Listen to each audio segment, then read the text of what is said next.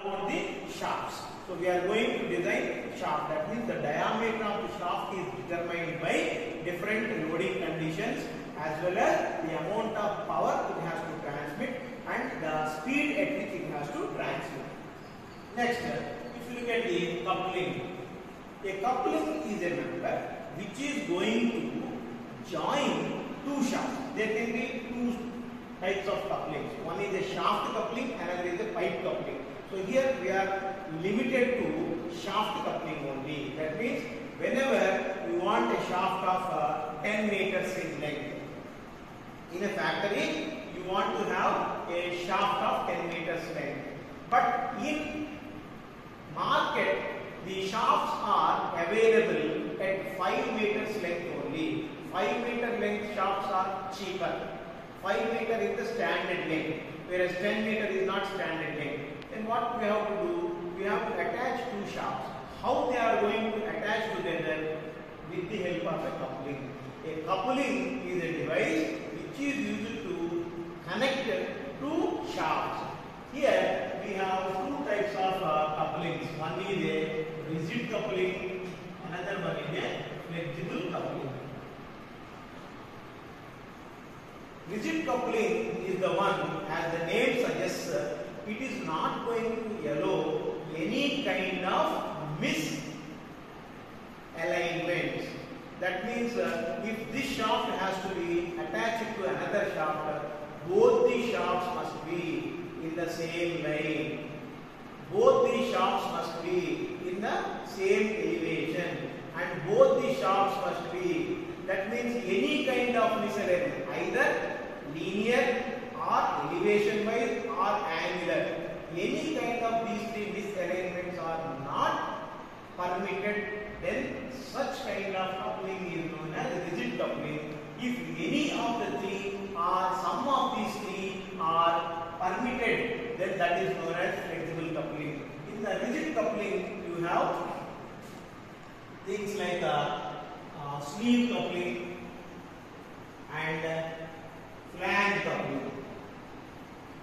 In the flexible coupling, you have bushed pin flexible coupling, then old arms coupling,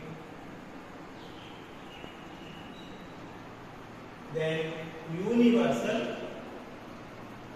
coupling. In the three flexible types of couplings, you have different allowances are permitted. In the universal coupling, there is angular misalignment is permitted. In the old hams coupling, the elevation wise, one can be at a higher level than the other one. That is permitted in the old hams coupling. In the bushed pin type flexible coupling, because of there is a rubber bush placed inside that, it can accommodate all the three types of misalignments to certain degree. So these are rigid and flexible coupling. And last one of these is a key. Key is a member which is going to connect a coupling to the shaft. If this is a shaft and we have a coupling, let us say the sleeve or muff coupling, which is analogous to a pipe, that means hollow shaft.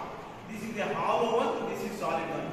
If solid one is placed inside the hollow and the solid is rotated, then what is going to happen? It is simply or freely rotating. It is not going to rotate this. Then the other shaft cannot be rotated. So therefore, in order to form the rigid connection between the coupling and the shaft, we are going to introduce a member inside this. The member is introduced inside this by making a groove on the top of the shaft and making a groove inside the sleeve or muff. So into these two, half of the key is into the shaft, whereas half of the key is into the muff. Therefore, that is going to form a rigid connection between these two. Therefore, when the shaft is rotated, automatically the muff is rotated, and the other end also we will have the same thing. The muff is connected to the other shaft. Let us say this is the driver shaft, rotating through the key, it goes to the muff coupling, and from other key it is going to the driven shaft. So driver shaft and driven shaft are connected by the coupling as well as the key. Key is the important element, even though it is small, but it is an important element in forming a connection between these two. So these are all discussed and designed in the unit number 4.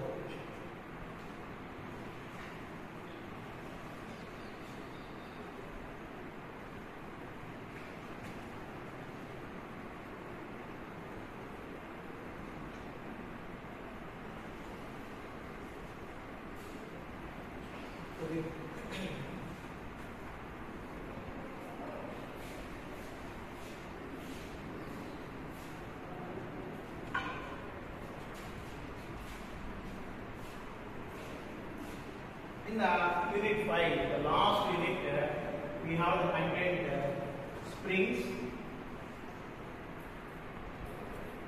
and quarter gun.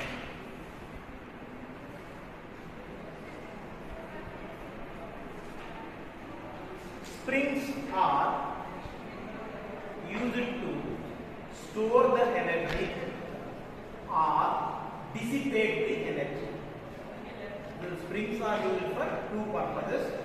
One purpose is to store the energy. Another purpose is to dissipate the energy in order to provide comfort. Let us say this is the platform of an automobile which is moving on the road. The road these days are having full of ditches or speed breakers or something like that. Then the tires which are coming across the speed breakers or ditches or potholes, then what they are going to do? Either they go up or they go down. Likewise, the platform also goes up and comes down. Then what is going to happen to the passenger or goods that are carrying in this? If goods are carried like glass material, they are going to shatter, they are going to break, and if persons are sitting in that and their back is going to ache in very quick time. In order to provide comfort to the passengers or in order to look after the safety of the goods which are fragile in nature, we are going to provide springs. These springs are going to absorb the shock and they are slowly releasing it over the period of time and thereby providing comfort to the passengers or looking after the safety of the fragile things. The springs are different types. One is helical spring,